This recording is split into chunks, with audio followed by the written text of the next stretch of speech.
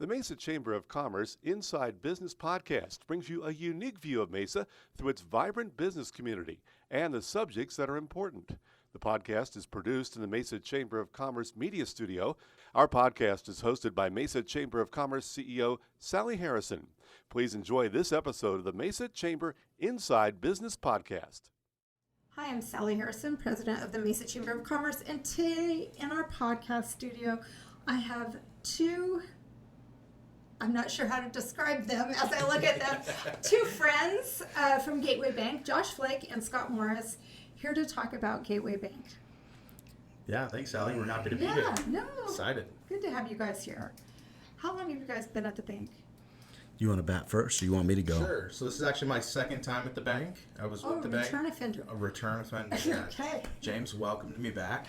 But this time around, I've been here for about 3 years. Okay. So what a while. All right. And I actually started with the bank when it was still in organization. Oh my gosh, I didn't Yeah, realize that. yeah. So it was a pretty neat story. But James and I knew each other from a past banking life when I worked at another institution that will go unnamed. And at that point in time, we had discussed maybe working together. His bank was considering opening a loan production office out here, and he was looking for people to work for him. And so I made a soft commitment to do that, and nothing ever really happened. Fast forward a few years later, and I actually bumped into a friend. I was helping a nonprofit put together a lending platform for some grant funds that they had, and she had mentioned there was a new bank and organization that was going to provide some funding. And when she mentioned the name of the person behind it, I'm like, there is no way it's the same guy. Because actually, when I knew James, he wasn't even living here full time. He was commuting back and forth. Yeah. And so I was happy to hear that he had a bank and organization, raced home that night, drafted an email that said, once upon a time, you said we were going to work together. Like, Oh my gosh. is the offer still good? And so that's the short version of the story, but started with the bank shortly before they opened. And then, like Josh, I had a period of time we refer to as my sabbatical, where I left the bank for a few years to take another opportunity, and I came back, and it was the right decision for me. It was the right decision for my family. In fact, the story I like to tell is my wife, about the second week after coming back to Gateway, said, "Yay, I have my husband back. It's so good to see the life back into you." And that was really all I needed to hear to know that it really was home. So I'm happy to still be here. Grass is not always greener, right? It is not. Yeah. Well, talk about Gateway Bank. Talk about the mission. I mean, I think a lot of people have heard of Gateway, but you're not exactly central to. Well, I guess as Mesa grows, you are more central Becoming now, more right? central. Yeah. Yeah. No, yeah. For a while, we were definitely on the outskirts, but Gateway is a community bank, and that community is really at our heart. That's behind everything that we do. And a lot of people hear of community banks, but they're not super common. In fact, we're the only community bank in Mesa. Yeah. And in the state, there's 11 charters left, which is dwindling. And so community banks are less and less common, but play a super vital role in filling in for the local business community and local individuals in areas where the bigger banks really just kind of ignore those sectors of the economy. I'd love to jump in here and add something to it. It's really easy for someone to say we're a community bank and that we're here to serve the community. But really, Gateway at its very structure is designed to service the small to mid-sized businesses, and not necessarily designed to grow fast and then sell for a profit. And so what we did originally is limited the amount of shares that any one individual or family could own to help kind of make it more likely that that bank would continue. If there was one family that owned the majority of the bank, as soon as it hit a certain value, it would be really easy to accept an offer to be purchased. Sure. So the way that we're structured, that payout or that carrot to the shareholders really isn't big enough to be a life-changing event. And so it was done very intentionally to make it less likely that we would be sold in 10 years. And here we are almost 20 years later, and we continue to service that community. And while, of course, there are offers for us to be purchased, none of them are taken very seriously. And so you can say you're a true community bank and you're here to serve the community, or you can put your structure where your mouth is, and that's what we've done. That's awesome. Yeah, and a big part of that is the fact that our shareholders and our board members have all bought into that vision as well. our most recent strategic planning session that we had with the board, it was something that we discussed very frankly, and it was something that everybody involved was in agreement that Gateway is here for the long term. It's not a short-term play to sell to investors or to another bank at any point in time. We want to be here to serve the community. Well, that leads us into why is serving the Mesa community so important to Gateway Bank? I mean, I'll speak personally about that. So for me, and actually for Josh, this happens to be true. I'm born and raised here. My family's been here for a couple of generations. My grandfather owned a dry cleaners on Country Club in Maine. Oh Okay, my gosh. so Mesa is home, and so it's really fun for me to drive around town and not just see friends, but now start to see, hey, there's a business that banks with us. There's a building I finance. Those things have really become a lot more than just a job for me. It really is part of a legacy that I think was started by the founders of the bank and then really pushed forward by James because of the way that he bought into the community. And I think was very strategic by James in helping to pass that off to Josh and I, who both have bought into that vision and who have histories that can back up what we say. And that is, Mesa matters to us. These are more than just accounts. These are people. These are relationships that in some situations go back generations. And so to me, it's part of leaving the community a little better than I found it. And it's so much more than just a paycheck. Yeah, and I love that. Yeah, I'm in the same boat as Scott. You know, I'm fourth generation that's lived here in Mesa. Wow. My daughter's fifth generation. My grandpa, you know, he started an Army surplus store, helped start the Yellow Front stores that were here in Mesa for a long time. Do I pass it all the time? No, not that Not Army that one? surplus store. Okay. No, his turned into Yellow Front and then into Checorado. So his are unfortunately gone, but the past of Mesa is important to me. The present is, and with my daughter being 9 years old and being the fifth generation here in Mesa, the future is super important to me as well. And so I want to invest into businesses and nonprofits and organizations like the Mesa Chamber that are helping build Mesa up so that it can still be that amazing place that I remember for my daughter and for other future generations. Wow. I hope more people listen today to this story because really, I mean, I've only been here 22 years, but it feels like home. Yeah. Yeah, I remember getting divorced years ago, and my family thought I would move back to Washington State. I'm like, I am home. They're like, you're not coming home? I'm like, I am home. Like, why would I move from a community that just has been so good to me? Yeah. Yep. And the people are great. The business community is great. And it's a blessing to be here. Can I flip the roles here and ask a question? Sure. Why do you think you became so integrated into the community and were so easily accepted? Because I do believe not everyone feels that way, but I have an opinion. I just want to hear yours. Well, my parents were much older when they had me, so I grew up with older people around me. And coming from a smaller community in Washington, it was important to be part of the community. My parents, I mean, they were involved in, it's called Grange.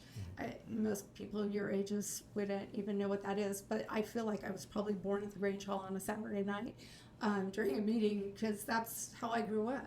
But they were always giving back to their neighbors. My dad literally would go and prune trees at like 4 neighbors' houses because that's what he knew, right? Yeah. That's just how we grew up. And my brother was a cop in Centralia, and was a police officer for 34 years. So he was part of the community, and I didn't know anything else. Yeah, thank you. That was a selfish question, and you answered it perfectly. But I have this little agenda lately that I've been pushing, which basically boils down to there's a direct correlation between your satisfaction and joy that you get and your level of, I would say, commitment and involvement. And a lot of times that means serving and becoming involved. And so I think a message, one little money cut out of this could be, if you're not feeling like you've been embraced by your community lately, maybe you ought to ask yourself the question, what have you done to contribute? And I just feel like if more people would do that and follow the example that you set, and many others here in the community that we love so much, they would realize that we really are blessed to be surrounded by good people. And you'll find those people when you start acting the way those people act, and that usually starts with doing something kind for people first, and then all of a sudden it's amazing how lucky, those are air quotes, how lucky you get when you're surrounded by those people and you're living the way they live. it's not about writing a check all the time. Yeah. Not everybody can do that, right? But most people, we just talked about this, I think, I don't know, last Friday. Most people have some time or some talent that they can offer, right? Well, I think that's, your program, Mesa Has Heart. It's not Mesa Has Dollars, right? It's Mesa Has Heart. Right. Right? You want people that actually care about the community. Yeah. And when you actually care, it's easy, right? You want to be involved. You want to donate your time and your energy and your talents. Mm-hmm. Whereas if it's a community that you don't really care about, it's hard to want to do those things. It's sometimes easier just to write a check. Right. Yeah. Well, the Mesa Has Heart, that title came out of COVID, really, because I mean, we were blessed to be watching and part of all the craziness that was going on, trying to give back and take care of people in our community. And I know you guys slept very little because of all the hours you were putting in trying to get, everybody's PPP and all those things that, our banks were supposed to do and not all did. Yeah. Yeah, no, and that's really where a community bank shines, and that's how we've always operated, but I think COVID definitely did highlight that. And I know Scott, personally, he was at the bank till midnight on Sundays trying to help people out. Yeah. The bigger banks weren't doing that. They were cherry picking the top customers, and the bigger banks certainly have their purpose, and the economy needs them too. But for the local businesses, that's where having a community partner like Gateway Bank can really make all the difference. I want to tell a crazy story that I hope doesn't sound too boastful, but is true, and so it's awesome. But during that time, it was long hours, and we were, everyone was stepping up. We felt really, really strongly that we needed. It was important for us to do our part, right? Mm-hmm. A crazy thing happened. I don't know if you remember, but there was kind of like waves of PPP, and right near the end of the first wave of PPP, they'd kind of announced, hey, we're running out of this bucket of money. And so our staff had been grinding, and we were kind of getting down to the end of all the applications that we had. I went home that evening. A neighbor had borrowed some lawn tools from me, and he came to return it. I knew he was self-employed, but I also knew he banked somewhere else, and I told him, hey, shame on him. No, it's never been like that. It really never has. It's your neighbor. Yeah. And so I mentioned to him, I said, hey, did you get your application in? Mm-hmm. I think this is the last night to do it. And he said, well, I did, but I bank at bank. I won't tell you which one. That was my best edit. Bank, and they just emailed me about an hour ago and said, hey, it doesn't look like we're going to be able to get that processed in time. And I was like, there is no way. And he's like, yeah, I need the money. And so I told him. They all did, right? Yeah, everybody did. Yeah. Everybody did. And I said, I'll tell you what, let me get the kids to bed. Meet me at the bank at 10:30. So I put the kids to bed at 10:30 at night. We drove down to the bank. He was waiting for me. Bank's dark. We go in, open it up, sat at the computer, and we entered his application, got the information that we needed from him, hit submit, went home at midnight. The next morning, it came in at 6. Sure enough, the news had said they're out of money. His application was approved. Oh my gosh. Crazy. That's incredible. That unfortunately is just one person of many that needed it, but it felt so amazing to be part of what really, who knows, maybe he would have found a way to work through it and figure it out, but what really could have, maybe not. Yeah. And so it was really cool to be at a bank that even if you had an employee that was willing to do that, and I believe a lot of banks do, there just isn't a mechanism to do it at a large bank. Mm-hmm. And there is at a small bank. Yeah. And so sometimes we can operate in that gray. And it was fun to be part of that. I love it. Yeah, and I think, everyone I think at their core wants to be able to make a difference and work somewhere and be somewhere where you can make a difference. Mm-hmm. And to Scott's point, at a lot of other larger institutions, there's so many layers that even if you wanted to, you can't make that difference as easily as you can at an institution like Gateway. So it's nice to be somewhere where that's not only valued and encouraged, but possible. Is he banking with you now? Oh, yeah. Come on. What are you talking about? There's $1 billion in the bank. No, I'm just kidding. Yeah, he banks with us. And it was great because he is a personal friend. I would have done it anyways. Sure. But it's fun to see a business that's now thriving. And that's awesome. Yeah. Very cool. Well, I mean, your tagline is not your typical banker, right? Sounds like that's appropriate based on stories like that. Yep. Yeah. Wow. So talk about who your bank serves. What kind of impact do you hope to make through the work that you guys do? Really, we serve the entire state of Arizona, but focus primarily on Maricopa County, and with us being in Mesa, Mesa is really our hometown, and so that's where the majority of the people are that we serve. Being a commercial community bank, most of the people we serve are actually business owners. But what I love about that is that radiates out to so many other people in the community, right? Is instead of just one person's individual deposit account, which we can certainly do, when we help a business owner, we help their employees. We help the businesses that their employees buy from, right? So it's a real ripple effect throughout the entire community when we focus on those locally owned businesses. Yeah, I think I would add to that. We certainly are happy to serve most anyone. Unless you're a jerk, don't bank with us. But otherwise, but I think where we really shine is businesses who need more than just an order taker, but need a consultant and a friend. And so there's a lot of times we have conversations that really have nothing to do with a new bank product or service, but everything to do with helping a business owner get to the next level. And so the way that we're staffed is with people that have that expertise and knowledge and desire to do that. And so there's not going to be pressure on the staff to run through a certain amount of numbers. There's pressure on the staff to make a difference. And so we are willing and able to invest time to sit and listen, to understand what's going on, provide advice that's not driven by sales pressure or commissions, to help your business succeed. And that does feel a little different. That's great. So you guys just won an award at Mesa Has Heart. Talk about what that means to you and your team. Yeah, and first of all, thank you for that. Yeah. It's Very well deserved. It's always awesome to be recognized, but it certainly isn't just about the award.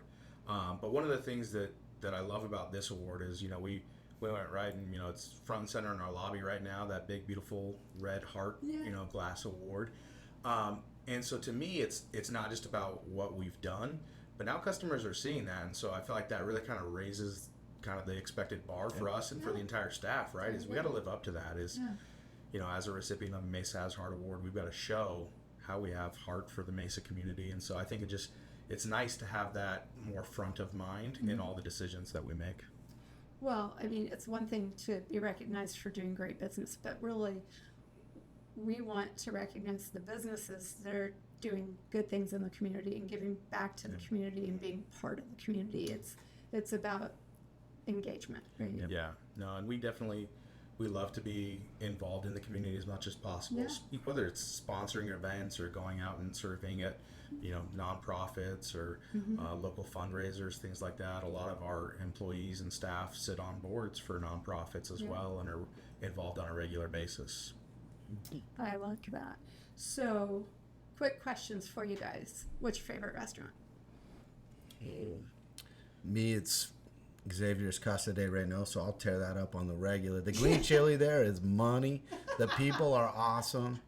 So that's it for me, probably. Yeah, that's a tough one. It probably varies depending on the day, but right now I'd probably go with Tacos Tijuana in Mesa. Just some of the best carne asada. Okay, we're changing our... If you're looking for a fancy sit-down place, that's not your option probably, but best carne asada around. Also just love, Mesa's done a phenomenal job revitalizing the Main Street area. I remember as a kid it was fantastic, and then in my teens and 20s I went through a period where it's like you don't really want to be there, but it's come back so strong, and it's a great place to be. So I love just my daughter and my wife and I will kind of go on a Friday night, walk down Main Street and pick a new restaurant. Nice. Try something new. If we asked you, would you pick a place that has a sandwich named after you? I'm just wondering. Good question. Yes, we do have a sandwich. Actually, I ran across pictures of that, and the funny part is that they had the Chamber Club sandwich, the Sally's Chamber Club, but then they unveiled a second sandwich, and I was like, what? They're taking another little thing off, and it was called "I'm a Ho hook 'em. Oh, And I'm like, okay, nice. I see nice. the play on words there. Thanks a Yeah, lot. yeah. That was entertaining. That's awesome. Yeah. Cool. All right, so what do you do for fun? You want to go first or I mean, me? you got a 7-year-old. I got a 9-year-old. A 9-year-old. So she keeps me pretty busy. She's going 1,000 miles per hour, but I love being with my family. Like I said, we love being out, kind of in the community. But we also just love being out in nature.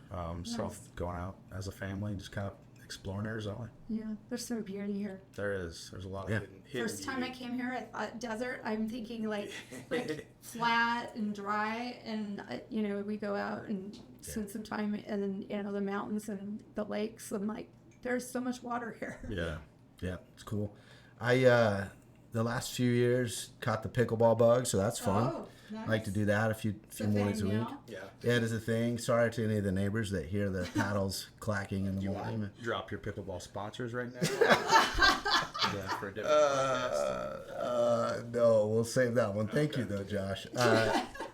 I grew up outdoors. I still really love hunting, and I know that's not something that probably gets broadcast often because there's opinions Sure. opposing that. But to me, some of my best memories and favorite moments have happened in those settings and environments, and that's been passed down from generation to generation and hopefully continues. So I love that. I love getting out in nature. But I love competition, so I'll play in about anything. You want to play ping pong, shuffleboard, badminton. I love competition, so I'm always up for a challenge. So one more question: Who's your favorite boss? I mean, it's got to be James. That's easy. Yeah, You better say Jennifer just so she doesn't get mad at us.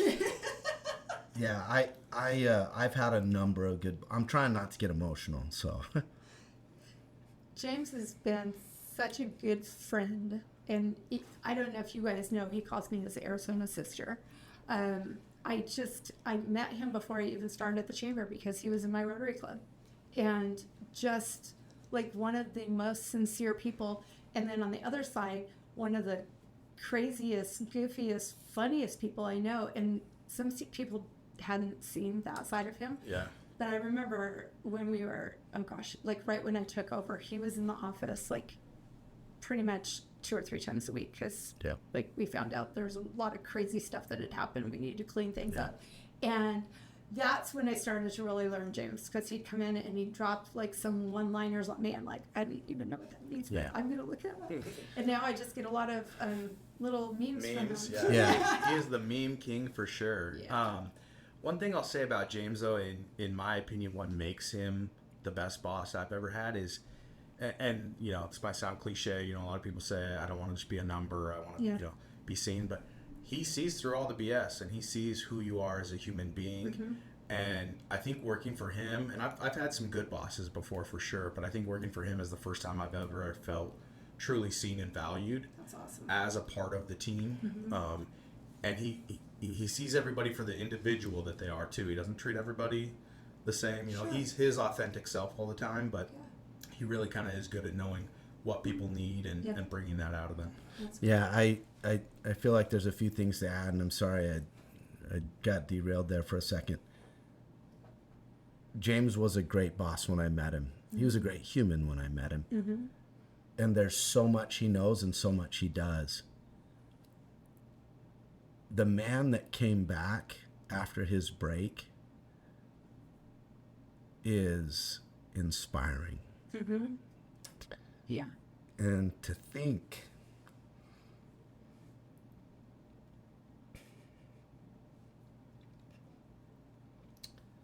we almost lost him would have been a tragedy. Yeah. But then to think of the difference it's made for him to speak so openly about something that's really uncomfortable for so many. I don't want to sound too dramatic, but it's life-changing. And so he gets a lot of praise because he deserves a lot of praise. But I've known him for 20 years and I've watched him day in and day out, and I've never seen him do anything to compromise his integrity. Oh, absolutely. I just wish people could have had the seat that I've had to watch him become. How about that? And sorry for the tears. No, I love it. No, thank you for being real about that, because most people don't want to talk about that. Yeah. And having gone through something, myself with my family, it's unfortunate that people don't want to talk about it, because it's real and it happens all the time. Yep. Yeah. Okay, let's end on a little bit higher note.